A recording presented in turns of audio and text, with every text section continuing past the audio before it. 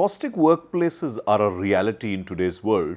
However, when you peel the layers of that onion, you will find that there is a bunch of individuals, simple, regular human beings like you and me, who for some strange reason have become very difficult to work with. So, the reality of caustic workplaces is caustic individuals.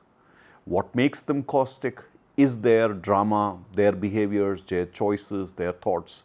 And it could be something as simple as somebody trying to put on a fake accent, all the way to complicated manipulation and coercive behaviors. In between that, you will find people who do things like my way or the highway, anger, various kinds of tantrums, various kind of groupisms, and so on and so forth. Now, I don't need to go down that long list of things. Each one of us has witnessed these. Maybe it's you too who carries these kind of behaviors. So think about this. Are you someone easy to work with? And easy to work with means not just carrying talent and skills and qualities that get the job done, but also the kind of intentions, the kind of behaviors, values, and a general demeanor that others around you will enjoy working with you.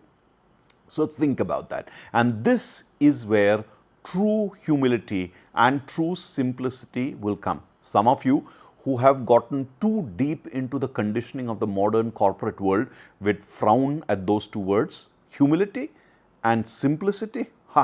How will I get ahead? That's possibly the thought that's going through your mind. So here is a very simple thing. I'm going to put down in front of you 3 simple things that you must do so that you're easy to work with. But if you do reject those and if you continue with your ways, continue with the way of drama, and that is a choice that a lot of people make because they say that this is how everybody else is, I am also going to do this. We need to simply understand that at some point in time, if you bear the consequences of that, nobody else is going to bear the consequences, neither would your logic work that because everybody else was doing it, I did it.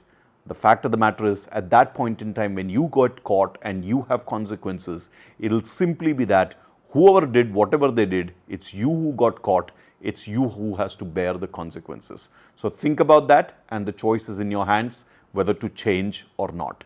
But if you want to be someone who is easy to work with, if you want your talent not to be shadowed and eclipsed by bad behavior, here are 3 simple things that you need to learn and do.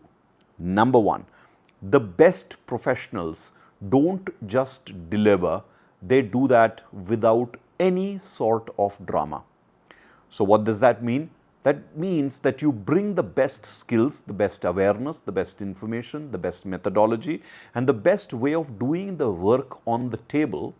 But what you also do is with everyone, including your seniors, your colleagues, your team members or juniors from other functions, or also with vendors and partners and consultants and anybody from regulatory or any other such domain, whoever you're working with all of them, your behavior is plain, simple, clear, professional. You are somebody who brings to the table clear, crystal clear communication skills, clear understanding without any display of unnecessary feelings and emotions. You bring nothing but clear intent to work and a clear process of managing the work. You manage the work, there's no personal engagement in any of these, and you finish, you deliver, and you get out. Simple, straightforward. Yes, there is small talk. Yes, there is friendliness. Yes, there is that occasional lunch or gossip or little bit of having fun here and there, but none of that interferes with the simplicity. None of that becomes drama. You come to work and deliver that work and go away, no matter what whoever else is doing.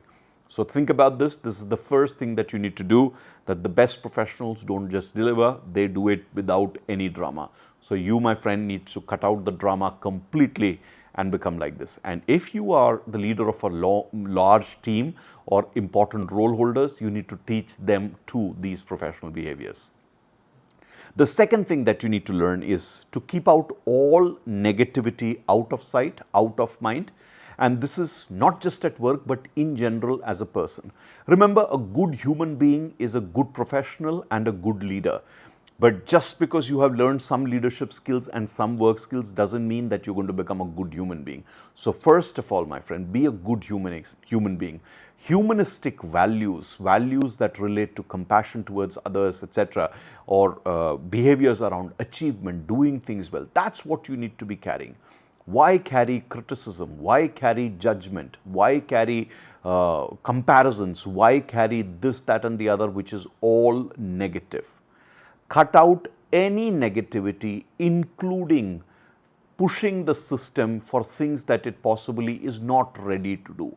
And that is a great professional quality that you need to deliver, that you need to learn, so that you can deliver everything with utmost positivity. Remember, people will not remember what you delivered or how you led after a point in time. They will remember how you made them feel, what was the experience that they had while they were around you, while they were with you, and while you were not around, yet your energy was present in that space. So be very conscious. If it is not positive energy that you're creating, then there is a significant challenge. So along with delivering your work without any drama that I spoke in point 1, the other thing that you need to do is ensure that you cut out all negativity and create a positive environment around you. The third big thing that you need to remember is to consciously choose positive energy, positive words, positive actions, because it attracts others and makes things easy. All your strategies of influencing, all your strategies of negotiation, all your strategies of leading, bonding, aligning, none of that is going to be as powerful as being a people magnet, being a magnet of success, being a magnet of good things around you. And that will come from when deep down on the inside, the way you are is positive. And this is where the second point that I said, cutting out all negativity, is going to help, because negativity and positivity cannot thrive together. You have to cut out all the negativity, create that space, and in that space fill positive energy, positive thoughts, positive actions, and that is going to be the ultimate attractor of people around you.